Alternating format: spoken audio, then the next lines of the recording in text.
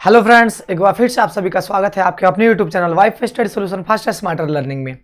तो फ्रेंड्स, जैसे आपको पता है कि कल हम लोगों ने वाहन देखा था, वाहन में हम लोगों ने काफ़ी चीज़ों पे चर्चा भी किया था। उससे पहले एक दिन हम लोगों ने पादपों में वाहन हम लोगों ने देखा था कि उसमें किस प्रकार से क्या बोलते हैं ना उसको, पदार्थों का जो है वो परिवहन उसमें होता है, यानी उसमें पदार्थों का जो है एक जगह से दूसरी जगह जो है स्थानांतरण उसमें होता है। इसके बारे में हम लोगों ने चर्चा कर लिया है। और जो अभी हम लोग देखने वाले हैं वो हम लोग देखने वाले हैं उत्सर्जन, यानी अपना जो टॉपिक है जैव प्रकरण उसका लास्ट स्टेज आज हम लोग देखने वाले हैं, यानी लास्ट टॉपिक जो है आज हम लोग देखने वाले हैं।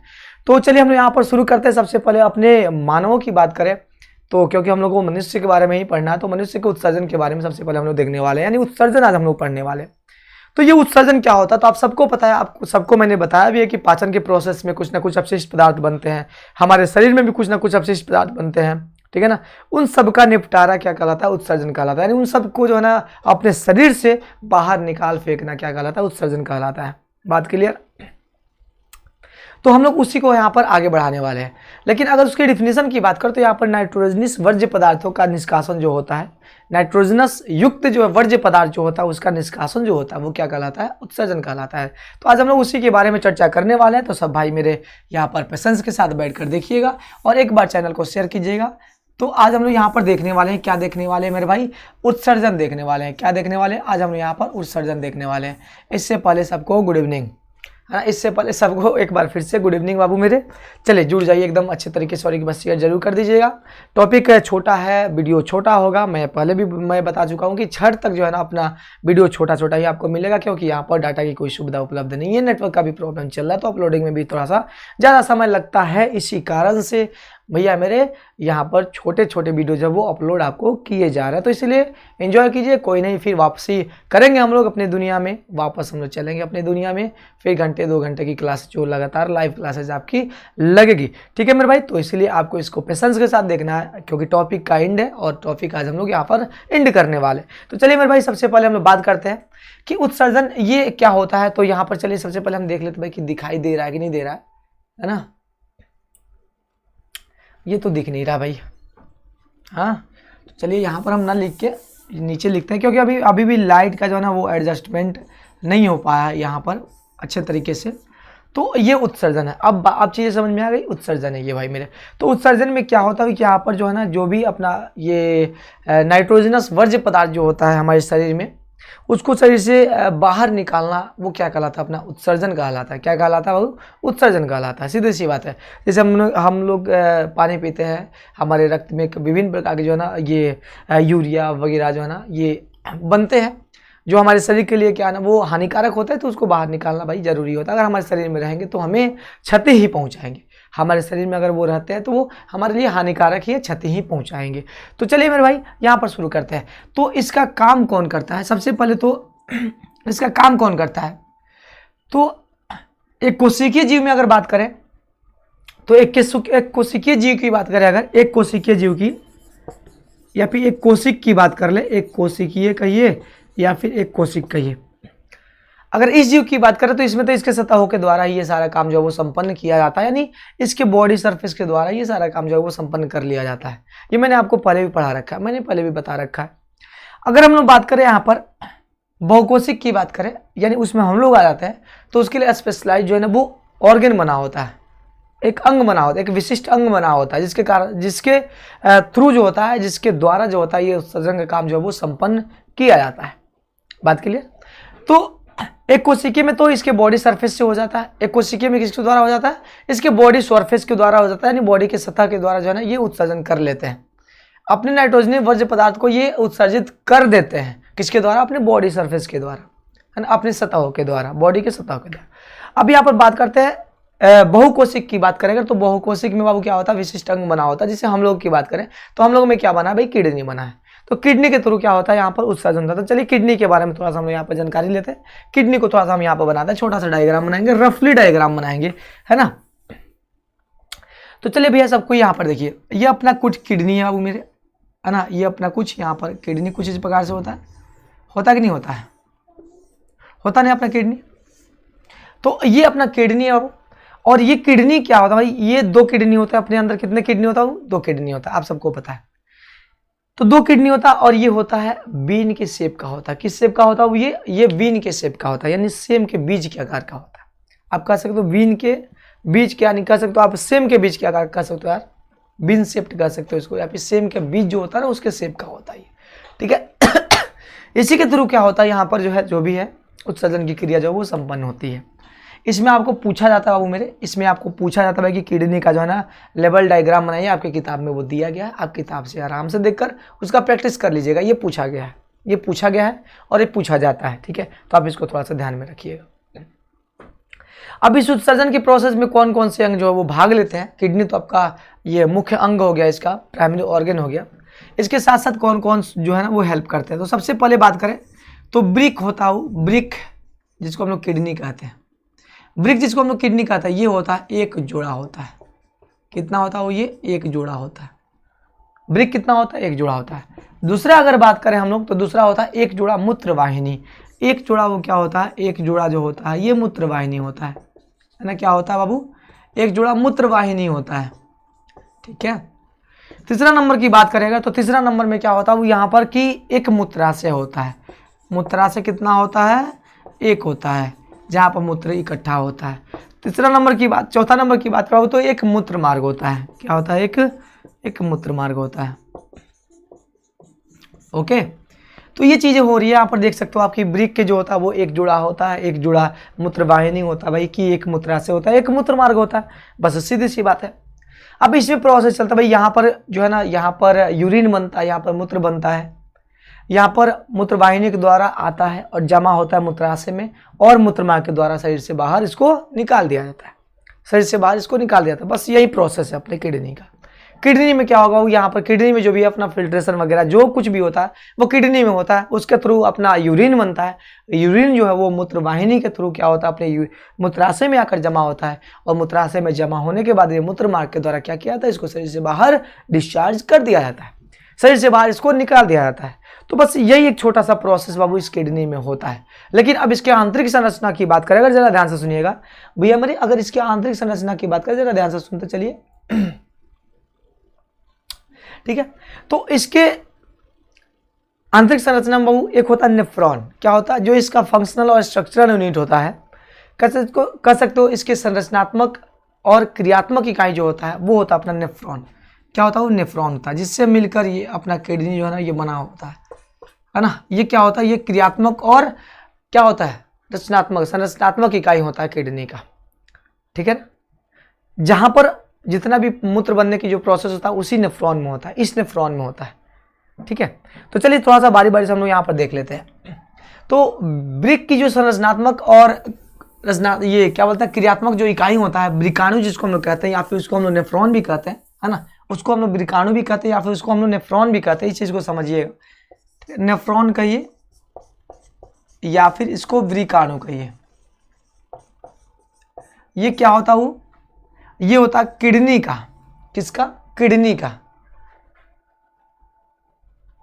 ये क्या होता है? वो ये किडनी कहिए या फिर ब्रिक कहिए। किडनी का क्या होता है? ये संरचनात्मक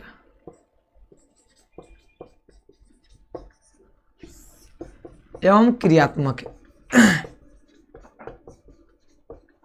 इकाई, संरचनात्मक एवं क्रियात्मक इकाई होता है वो कौन? अपना किडनी, सॉरी किडनी, नेफ्रॉन जो होता है वो किडनी का संरचनात्मक एवं क्रियात्मक इकाई होता है नेफ्रॉन। बात क्लियर? यहीं पर जो भी प्रोसेस होता है वो संपन्न होता है। इसी नेफ्रॉन में जो है ना मूत्र बनने की प्रोसेस जो वो क्रिया पूरी होती है, ठीक है। क्या क्या होता है इसमें? अब नेफ्रॉन की बात करें तो नेफ्रॉन में क्या होता है? नेफ्रॉन में बाबू होता है कोशिका गुच्छ। नेफ्रॉन में क्या होता है? कोशिका गुच्छ होता है।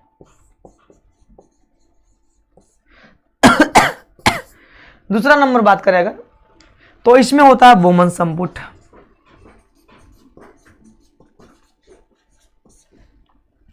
उसके बाद से तीसरा नंबर की बात करें तो नलिकाकार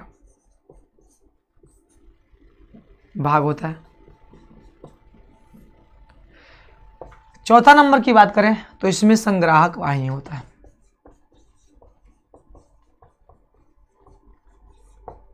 ठीक है, ये किसका भाग हम बता रहे हैं, ये बता रहे हैं हम नेफ्रॉन का भाग बता रहे हैं। किसका भाग बता रहे हैं बाबू हम लोग, ये बता रहे हैं हम नेफ्रॉन का भाग, ये नेफ्रॉन के पार्ट्स हैं। तो भैया मेरे कोशिका गुच्छ में क्या होता है, कोशिका गुच्छ में मैं बारी बारी से यहाँ पर सबको एक्सप्लेन कर रहा हूँ, थोड़ा सा समझिएगा चीज़ों को। भैया मेरे कोशिका गुच्छ में क्या होता है, फिल्ट्रेशन होता है। नेफ्रॉन अपना कुछ इस प्रकार से होता है, छोटा सा एक फोटो मैं बनाऊंगा यहाँ पर, यहीं पे बना देता हूँ छोटा सा फोटो ताकि आपको दिख जाए सारी चीज़ें, ठीक है ना। बहुत छोटा सा ये है ना, बहुत छोटा सा जो है ना आपका जाएगा ये सेशन, टेंशन नहीं लेना है।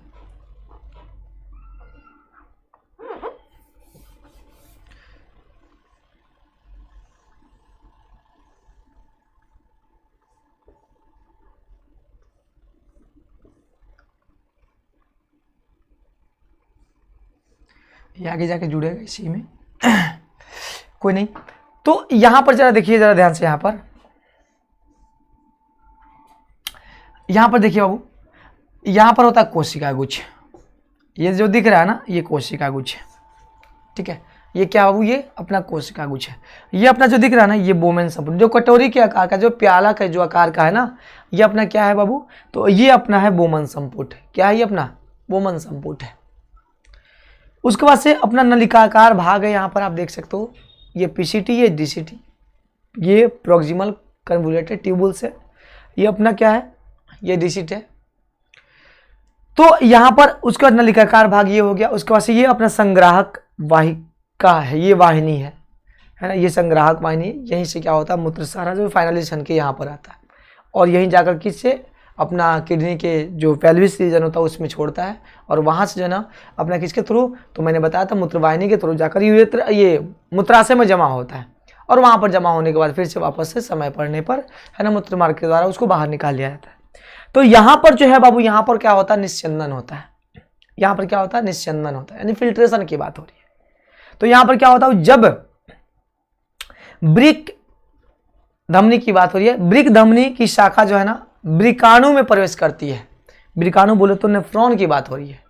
नेफ्रॉन में जब प्रवेश करती है तब यहाँ से जल, लवण, ग्लूकोज, अमीनो अम्ल व नाइट्रोजनी अवशिष्ट वर्ज्य पदार्थ जो होता है इस कोशिका गुच्छ के थ्रू क्या होता है, यहाँ पर छनकर वोमेन संपुट में आ जाता है, यानी यहाँ पर आ जाता है। प्रोसेस को समझिएगा, ये अपना क्या वृक्क की धमनी है, इसके थ्रू जब बाबू यहाँ पर, जब यहाँ पर ये क्या बोलते हैं ना रक्त की बात हो रही है, तो जब ये वृक्क की कौन धमनी की शाखा में जब रक्त जो है ना वो प्रवेश करता है, जब रक्त जो है वो प्रवेश करता है, नहीं ये प्रवेश करता है इसमें, तो जो भी रक्त में जो अपना क्या होता है भाई, जो भी जल होता है, जो भी ग्लूकोज होता है, जो भी अमीनो अम्ल होता है, जो भी अपशिष्ट वर्ज्य पदार्थ जो होता है, नाइट्रोजनस वर्ज्य पदार्थ, ये सब इसके थ्रू जो है ना वो छन जाते हैं, इसके थ्रू छन जाते हैं, जिसको हम लोग क्या कहते हैं सर जी, कोशिका गुच्छ निस्यंदन। कोशिका गुच्छ निस्यंदन यानी इसके थ्रू छन कर यहाँ पर आ जाते हैं, इसमें आ जाता है, किसके में, तो वोमेन संपुट में बाबू ये आ जाते हैं। उसके बाद से फिर क्या होता है, तो इस वोमेन संपुट के बाद ये आगे बढ़ता है। आगे बढ़ने के बाद बाबू क्या होता है, इसमें होता है, इसमें वर्णात्मक पुनः अवशोषण होता है, यानी इसमें कुछ सिलेक्टिव मटेरियल का क्या होता है, अवशोषण हो जाता है, फिर से वापस से इसको अवशोषित कर लिया जाता है। तो उसको हम लोग क्या कहते हैं, वर्णात्मक पुनः अवशोषण हम लोग कर सकते हैं। क्या कर सकते हैं हम उसको, वर्णात्मक पुनः अवशोषण इसमें कर सकते हैं।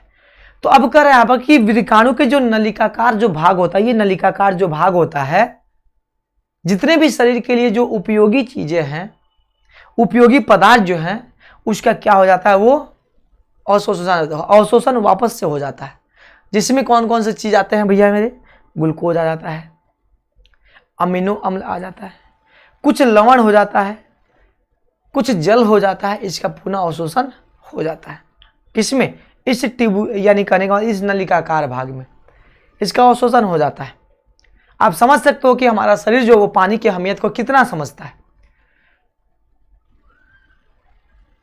पानी मूत्र से भी वो निकाल लेता है। गर्मी के दिनों में देखिएगा हम लोग को मूत्र जो है वो बहुत ही कम मात्रा में होता है अपेक्षाकृत जाड़े के दिनों की बात करें तो, क्योंकि उस समय पसीना भी निकलना होता है, शरीर को ठंडा भी रखना होता है, पानी का उपयोगिता उस समय बढ़ जाती है।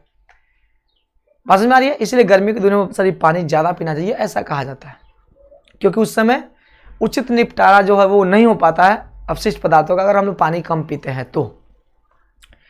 तो इसीलिए मेरे भाई, तो यहाँ पर देखा जाए तो यहाँ पर पुनः अवशोषण हो जाता है। जितने भी ये आवश्यक चीज़ें जो है, उपयोगी चीज़ें जो हमारे शरीर के लिए, उसका पुनः अवशोषण यहाँ पर हो गया और हो जाता है।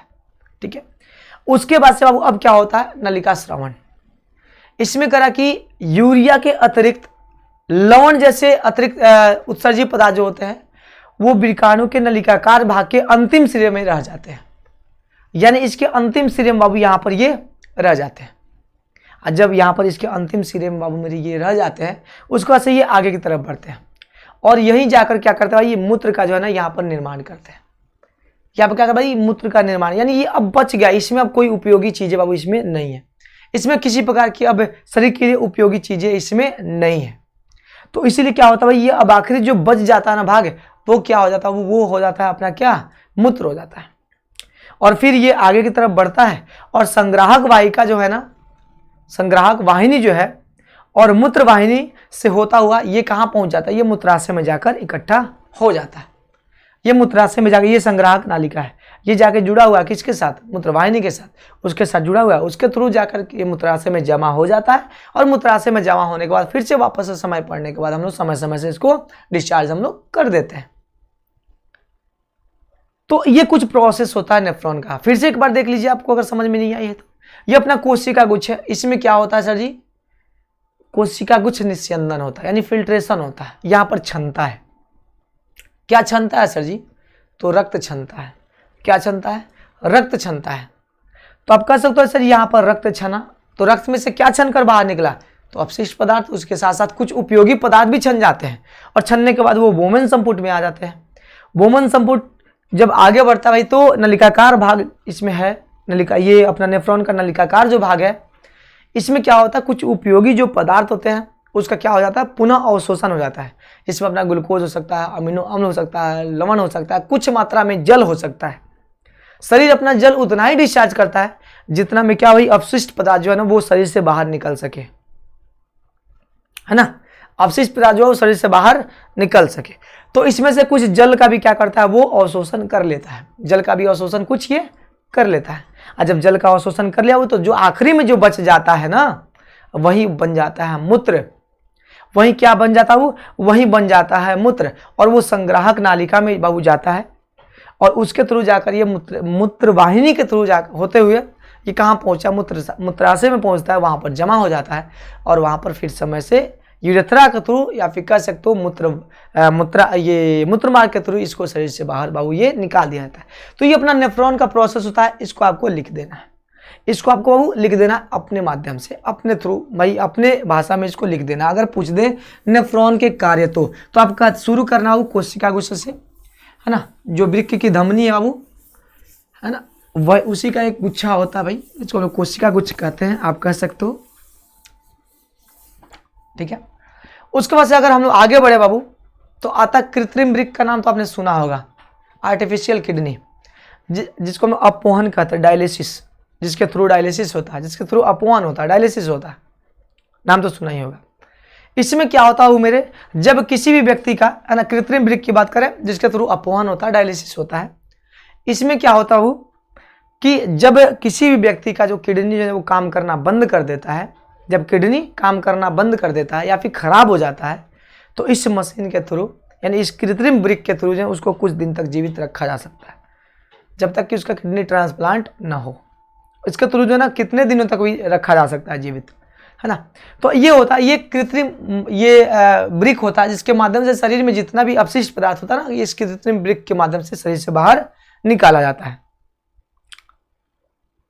ये हॉस्पिटल में होता है, ये आम जनमानस के बीच में नहीं हो सकता, ये हॉस्पिटल में होता है। तो इस किडनी, जब किडनी खराब हो जाएगा भाई, तो इसके थ्रू जो है वो शरीर से बाहर बाबू, इसको मतलब जितने भी अपशिष्ट पदार्थ बनते हैं उसको शरीर से बाहर भाई इसके थ्रू जो है वो निकाल दिया जाता है। ठीक है ना। अगर बात करें बाबू, तो निस्यंदन की बात करें तो हमारे शरीर में जो फिल्ट्रेशन होता है वो 180 लीटर ब्लड का जो है ना वो होता है प्रत्येक दिन। एक स्वस्थ व्यक्ति की बात हो रही है, प्रत्येक दिन कितना होता है, 180 लीटर जो है ना ब्लड का फिल्ट्रेशन बाबू मेरे होता है। 180 लीटर ब्लड का फिल्ट्रेशन बाबू होता है प्रत्येक दिन की बात करें, जिसमें उत्सर्जित मूत्र की मात्रा अगर देखा जाए तो मात्र 1.2 लीटर मूत्र जो है ना वो इससे उत्सर्जित होता है। 1.2 लीटर मूत्र जो है वो उत्सर्जित होता है। बात क्लियर, ये चीजें है ना, यस। तो इतना जो है, और शेष निस्संजन जो है ना, इसमें से जितना भी ये मूत्र, बस इतना ही मूत्र जो है शरीर से बाहर निकलता है, और बाकी जितना भी फिल्ट्रेट होता है ना उसको वापस से अवशोषित कर लिया जाता है। तो ये अपने कुछ किडनी का जो है ये काम है, अपने अंदर ये उत्सर्जन का कुछ काम है, जिसके माध्यम से हम लोग क्या करते हैं भाई, उत्सर्जन करते हैं और हम लोग स्वस्थ रहते हैं, ठीक है ना। तो हम लोग के शरीर के बाहर बाबू ये निकल गया। उसका से अगर पादप में उत्सर्जन की बात करें तो वाष्पोत्सर्जन प्रक्रिया द्वारा अतिरिक्त जल से छुटकारा मिलता है। पादप की बात करें अगर, तो पादप में बाबू क्या होता है कि अतिरिक्त जल का भी यहाँ पर निपटारा होता है। किसके द्वारा, तो वाष्पोत्सर्जन के द्वारा। मैंने आपको पढ़ा है, बहुत ही अच्छी तरीके से पढ़ा है मैंने। जो लोग नहीं पढ़े एक बार पढ़ लें जाके, वीडियो पढ़ा हुआ है प्लेलिस्ट में, है ना। तो पादप में उत्सर्जन बाबू क्या है ना भाई, इसमें वाष्पोत्सर्जन के थ्रू क्या होता है ना, जल पौधे से बाहर निकाला जाता है। एक्सेस जो जल होता है वो बाहर निकाल लिया जाता है, ठीक है। मात्र 10% जल जो है ना पौधा अपना यूज करता है, बाकी तो बाहर निकाल ही देता है। उसका से देखा जाए सर जी, तो बहुत से पादप जो है ना अपने अपशिष्ट पदार्थ जो है ना कोशिका के रिक्तिका में संचित रखते हैं, है ना। अपशिष्ट पदार्थ जो है ना पादप कहाँ, कोशिका रिक्तिका में बाबू ये क्या करते हैं, संचित रखते हैं। कोशिका रिक्तिका इसमें संचित रखते हैं, ठीक है। कुछ अपशिष्ट पदार्थ की बात करें जैसे रेजिन, गोंद, ये पुराने जाइलम में संचित रहते हैं। कोशिका रिक्तिका में भी ये अपशिष्ट पदार्थ होते हैं, पुराने जाइलम में भी होते हैं, ठीक है ना, पुराने जाइलम में भी होता है। और कुछ पादप जो होते हैं ना अपने अपशिष्ट पदार्थ को कहाँ छोड़ देते हैं सर जी, आसपास के मृदा में वो निष्कासित, वो उत्सर्जित कर देते हैं। तो ये दो चीजें आपको याद रखना है, रिक्तिका में और पुराने जाइलम में जो है ना ये अपशिष्ट पदार्थ जो है वो संचित रहते हैं। ये चीज आपको याद रखना है अच्छे तरीके से। तो ये ले दे के हम लोग का जो है ना ये, और रेजिन और गोंद जो होता है ये अपशिष्ट पदार्थ ही होता है। ये रेजिन और गोंद जो होता है वो अपशिष्ट पदार्थ ही होता है जो पुराने जाइलम में संचित रहते हैं। ये आपके लिए बहुत ही इंपॉर्टेंट, ये क्या बोलते हैं ना पॉइंट्स हैं, आपको ये याद रखने हैं, ठीक है। तो यहाँ से हमारा जो है ना ये टॉपिक जो है ये क्लियर हो जाता है। जय प्रक्रम आज जो है हम लोग का कंप्लीट रूप से समाप्त हो जाता है। एक बार आप सबको फिर से पूरे वीडियो को देख लीजिएगा। तो ये जय प्रक्रम जो है ना हमारा यहाँ से समाप्त होता है। हम लोग कल ऑब्जेक्टिव कर लेंगे, ठीक है ना। उसके बाद से मोतिहारी पहुँचेंगे हम, तो इसका नोट्स हम आपको प्रोवाइड करवाएंगे, ठीक है। तो चलिए मेरे भाई, तब तक के लिए आप लोग एक बार फिर से रिवीजन कर लीजिएगा, एनसीईआरटी एक बार पढ़ लीजिएगा, सबको मिलकर एक बार एनसीईआरटी सब पढ़िएगा, क्योंकि अब समय नहीं है आपके पास, जाहिर सी बात है। तो एनसीईआरटी को एक बार फिर से पढ़ लीजिएगा आप सब कोई। जय प्रक्रम की बात करें, पूरा एनसीईआरटी पढ़ लीजिएगा एक बार। उसमें कोई दिक्कत होगा तो कमेंट बॉक्स में जरूर कमेंट करिएगा। इस लाइव चैट में मत कीजिएगा क्योंकि ये प्रीमियर वीडियो होगा। तो कमेंट बॉक्स में, ऑफलाइन कमेंट में आप कमेंट कीजिएगा, अगले दिन हम कोशिश करेंगे उसको दुरुस्त करने का, ठीक है। तो चलिए मेरे भाई, तब तक के लिए दीजिए विदा। फिर मिलते हैं हम लोग अपने कल सुबह में 10 बजे अपने अगले वीडियो के साथ। तब तक के लिए बाय, गुड नाइट, शुभ रात्रि सबको बाबू।